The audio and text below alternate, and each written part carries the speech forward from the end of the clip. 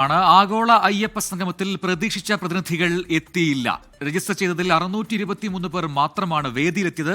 Online വഴി 4245 പേരാണ് register ചെയ്തത്. ദേവസ്വം ബോർഡ് നേരിട്ട് ക്ഷണിച്ച 500-ലധികം പ്രതിനിധികളും പരിപാടിയുടെ ഭാഗമായി. 2000-ഓളം പേർ പങ്കെടുത്തു എന്നാണ് ദേവസ്വം ബോർഡിന്റെ വിശദീകരണം നിലവിൽ വന്നിരിക്കുന്നത്. എ.വി. ജയശങ്കർ പമ്പയിൽ നിന്ന് ചേരുന്ന കൂടുതൽ വിവരങ്ങളുമായി.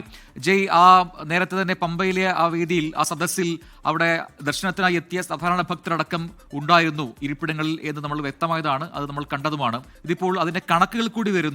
നേരത്തെ സർക്കാർ പറഞ്ഞതുപോലെ നേരിട്ട് ക്ഷണിച്ച അല്ലെങ്കിൽ രജിസ്റ്റർ ചെയ്ത, ഓൺലൈൻ വഴി രജിസ്റ്റർ ചെയ്ത പലരും വന്നില്ല. അത് വലിയ കണക്കാണ്. അന്തരം 623 പേർ മാത്രമാണ് നേരിട്ട് അവിടെ വേദിയിലെത്തിയത്. ഈ രജിസ്റ്റർ ചെയ്തവരിൽ നിന്നൊരു കണക്ക് വരുന്നു. ഒപ്പം തന്നെ നേരിട്ട് ക്ഷണിച്ച കുറച്ചു പേരും അവിടെ 500-ഓളം പേർ എത്തിയിട്ടുണ്ട്. അതല്ലാതെ ഈ പറയുന്ന കണക്കുകളിൽ മാത്രമായി ഒതുങ്ങുന്നു ഈ എണ്ണം എന്നുള്ളതാണോ മനസ്സിലാക്കേണ്ടത്?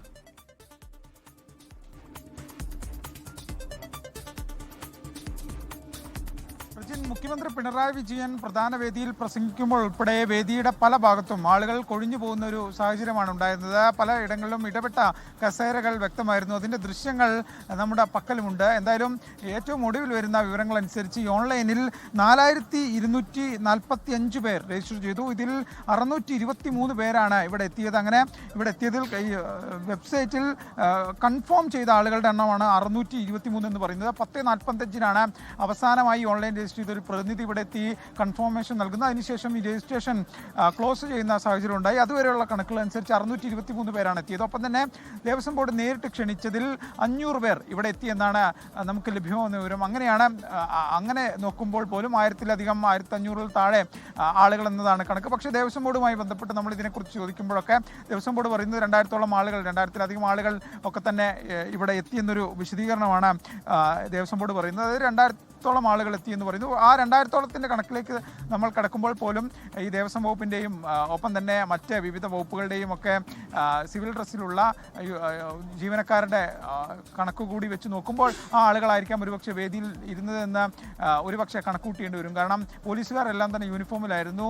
അതിന് പുറമെ നിരവധി സർക്കാർ ജീവനക്കാർ ഇവിടെ ഉണ്ടായിരുന്നു. അങ്ങനെ ടാഗിട്ട് ഒരു നിരവധി ആളുകളെ കസേരയ്ക്ക് ചുറ്റും കസേരയ്ക്കിടയിലൊക്കെ കാണുന്ന സാഹചര്യം ഉണ്ട്. എന്തായാലും ദേവസ്വം ബോർഡ് പറയുന്നത് 2000-ഓളം പ്രതിനിധികൾ ഇവിടെ എത്തി എന്നാണ്. പക്ഷേ അത് അയ്യപ്പ ഭക്തരാണോ അല്ലേ എന്ന കാര്യത്തിലൊക്കെ തന്നെ ദേവസ്വം ബോർഡ് തന്നെയാണ് ഇനി വിശദീകരണം നൽകേണ്ടത്. എന്തായാലും രജിസ്റ്റർ ചെയ്ത 4000 ചില്ലറ ആളുകളിൽ 623 പേർ മാത്രമാണ് ഇവിടെ എത്തിയെന്നാണ് ഇതുമായി ബന്ധപ്പെട്ട ചില ദേവസ്വം ബോർഡിൻ്റെ തന്നെ ഇതുമായി രജിസ്ട്രേഷനുമായി ബന്ധപ്പെട്ട കണക്കുകൾ സൂചിപ്പിക്കുന്നു. ഒപ്പം മറ്റ് 500 പേരും എത്തി. 2000-ഓളം ആളുകൾ എത്തി ദേവസ്വം ബോർഡ് വാക്കാൽ ഇതുമായി ബന്ധപ്പെട്ട് പറയുന്നു. അല്പസമയത്തിനകം തന്നെ ഇതുമായി ബന്ധപ്പെട്ട വി. എൻ. വാസവൻ ഉൾപ്പെടെ പങ്കെടുക്കുന്ന ഒരു വാർത്താ സമ്മേളനം ഉണ്ടാകും.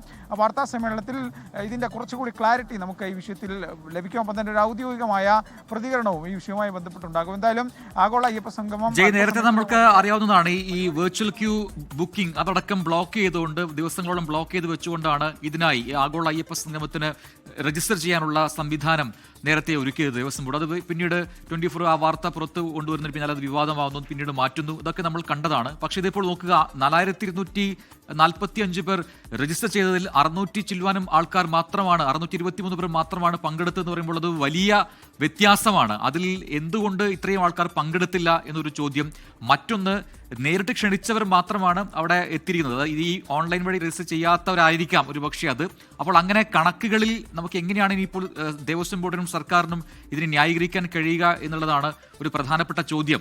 ഒരുപക്ഷെ നേരത്തെ പറഞ്ഞതാണ്, ക്ഷണിക്കപ്പെട്ട അതിഥികളായിരിക്കും പങ്കെടുക്കുക, 3000-ഓളം പേർ പങ്കെടുക്കും, അത് ലോകത്തിന്റെ പല ഭാഗങ്ങളിലുള്ള അയ്യപ്പ ഭക്തരായിരിക്കും പങ്കെടുക്കുക എന്നൊക്കെ സർക്കാർ നേരത്തെ വ്യക്തമാക്കിയതാണ്. പക്ഷേ ഈ കണക്കുകളിലെ ഈ ഒരു അന്തരം അത് എന്ത് കാര്യമാണ് സൂചിപ്പിക്കുന്നത് ജയ്?